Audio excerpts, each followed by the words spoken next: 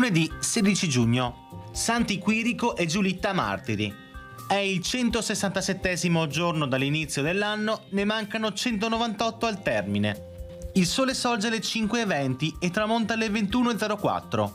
La luna si leva a 00:21 e tramonta alle 10:27.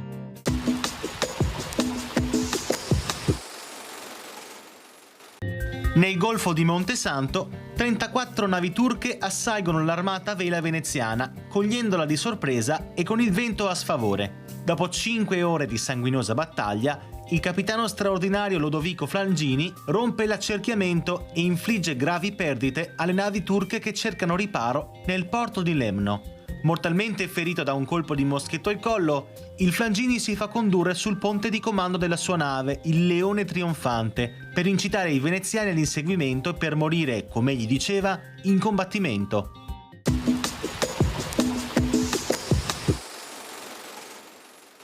Le previsioni per domani. Tempo instabile, con addensamenti nuvolosi alternati ad alcuni spazi di sereno, probabili fasi di precipitazioni con rovesci e temporali, specie all'inizio sull'entroterra pianeggiante, per il resto sparse con più pause. Temperature massime senza notevoli variazioni in quota, in diminuzione altrove. Temperature minime un po' in calo, raggiunte di sera in quota.